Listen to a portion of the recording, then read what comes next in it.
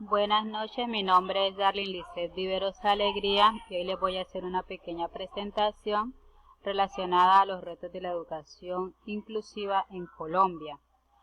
¿Cuáles son los retos de la educación inclusiva en Colombia? Si bien durante los últimos años en el ámbito educativo, social, político, cultural, religioso, se viene hablando de la educación inclusiva referida a las necesidades de los estudiantes de recibir una educación de calidad, ¿sí?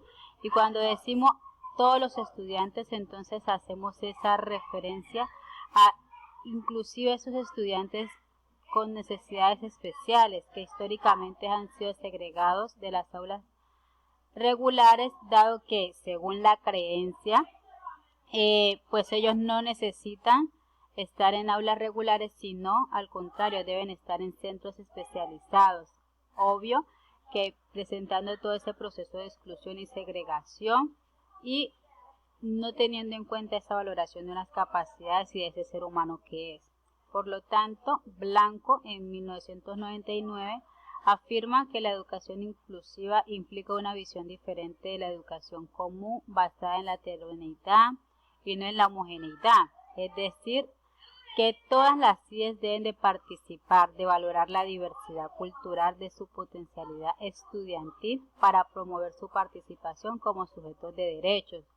Por lo tanto, entonces, el objetivo de esta presentación radica en abordar un poco en los desafíos y retos que se deben asumir en la educación inclusiva en Colombia para identificar y superar las barreras de aprendizaje de su población estudiantil y de la misma manera poder promover unas estrategias que garanticen su accesibilidad, su permanencia, su pertinencia y a la vez su graduación, ¿sí?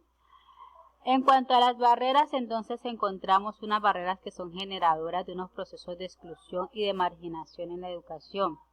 Entonces encontramos unas barreras externas a los sistemas de educación, donde tenemos los niveles socioeconómicos y educativos de la familia, el trabajo infantil, condiciones inadecuadas de vida, de salud y a la vez de nutrición, y por lo tanto unas desigualdades estructurales y procesos discriminatorios muy arraigados.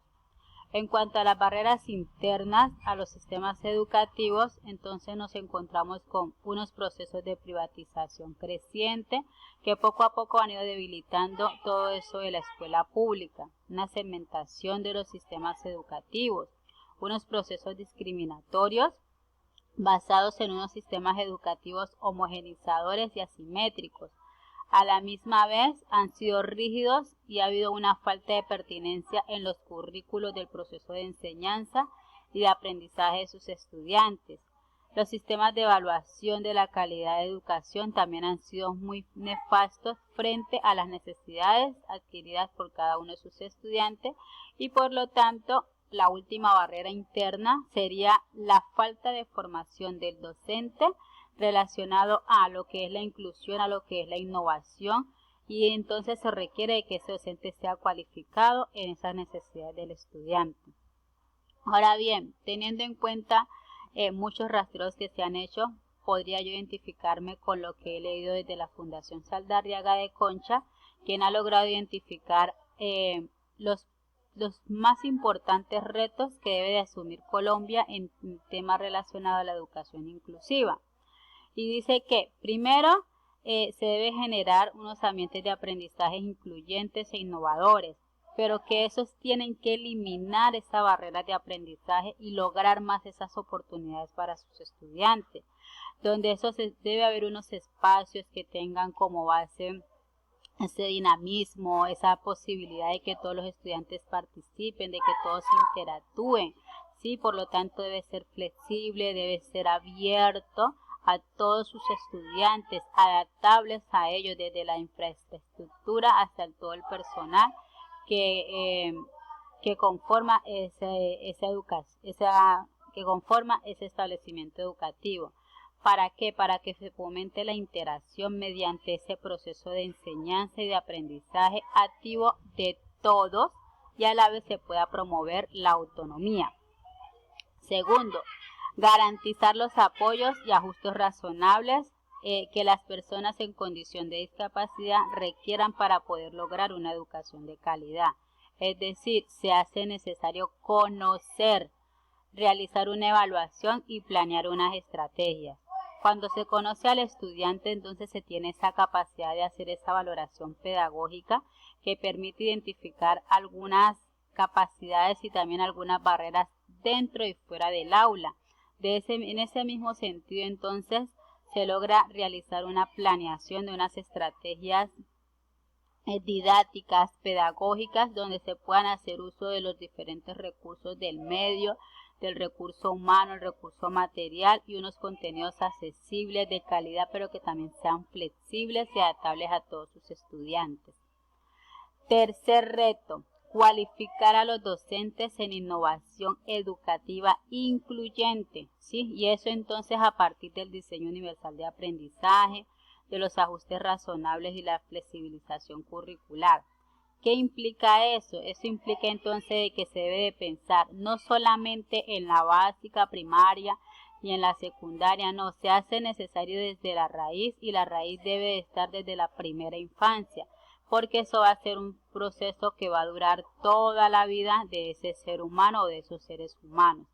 En esa misma dirección entonces sería fundamental la articulación con las facultades de educación y con las escuelas normales que vienen formando a docentes. ¿Para qué? Para que ellos tengan ese modelo de enseñanza que parte desde la inclusión y la innovación y puedan realizar unas prácticas pedagógicas y unos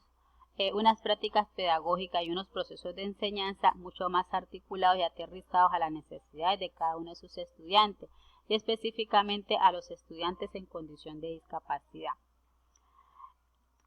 Otro de los retos sería generar espacios de aprendizaje.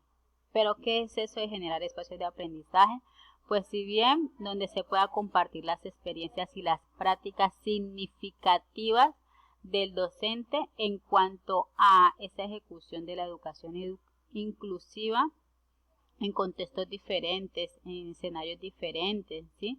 Siendo entonces la prioridad la familia y la escuela.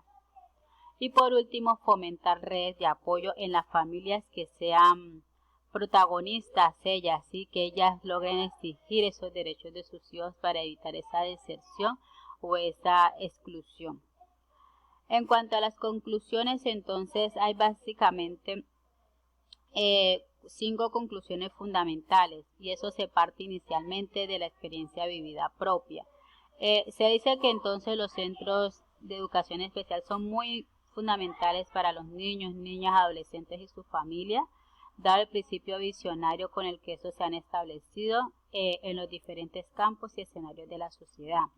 No obstante, entonces es importante saber de que ha permanecido esa idea discriminatoria de que un niño con discapacidad no puede estar en el mismo aula regular de un niño que no la padezca. Pero entonces, por eso muchas familias durante muchos años han venido luchando a nivel nacional e internacional para que esa población sea aceptada, ¿sí? Para ya no ver esa vulnerabilidad. Y por eso entonces ellos se han constituido, han creado entidades, han elaborado documentos y propuestas en pro de crear unas políticas para la protección social de estas personas, ¿sí? Porque lo que en último ellos quieren es que ellos logren que la sociedad se logre dar cuenta de que ellos sí son capaces de estar en esos espacios y que entonces esos espacios de aulas regulares con niños en conjunto, con niños sin discapacidad, logran a estos niños con algún tipo de discapacidad poder promover y desarrollar unos procesos cognitivos, sociales, emocionales y motores mucho más fundamentales, dado que van a tener este medio de interacción donde va a ser muy posible el compartir y el aprender convivir del otro. Segunda conclusión, se dice que para lograr una educación inclusiva se debe ir mucho más allá del discurso, ¿sí? Se debe ir a la gestión, a la formación, a la adaptación de las instituciones donde se desarrollen todos esos procesos de enseñanza y de aprendizaje que van mucho más allá de la educación básica, porque se debe iniciar desde la educación inicial, desde la educación básica, desde la media hasta la educación superior e incluso hasta formar parte de un ente laboral, ¿sí? Otra de las conclusiones es que es necesario romper con las barreras de aprendizaje y de participación. Y entonces de toda esta población estudiantil, y que eso depende no solamente de un individuo, sino del conjunto de individuos que conforman la sociedad, con el fin de diseñar procesos de formación inclusivos en los programas académicos que propendan a la formación de maestros inclusivos, generando procesos de investigación frente al tema de educación inclusiva y la calidad educativa en esa misma dirección. Desaparecer esos obstáculos también es otra de las conclusiones, porque ese sería uno de los principales retos, ya de que las escuelas tienen que brindar unos espacios donde haya una igualdad que converja realmente la práctica enfocada a la educación y a la atención equilibrada, ¿sí? Idéntica entonces hacia las necesidades específicas de cada uno de los alumnos, de cada uno de sus estudiantes. Dentro del aula entonces se requiere que los niños con necesidades educativas especiales, ellos necesitan crecer, ¿sí? Necesitan convivir en un espacio que sea inclusivo, y esto depende de cómo el docente logre que el grupo socialice, se integre con este niño, muestre una generosidad, y además esa docente debe tener presente de que todos los estudiantes deben de tener las mismas oportunidades. Por último, lo que yo pongo en práctica con mi niño que según diagnósticos médicos presenta una IMO, que es una insuficiencia motora de origen cerebral, es de que el ser humano necesita, para lograr unos aprendizajes, unos ejes fundamentales basados en la aprehensión, y es decir, aprender a conocer y aprender a conocer y hacer, y aprender a convivir y ser. Muchísimas gracias.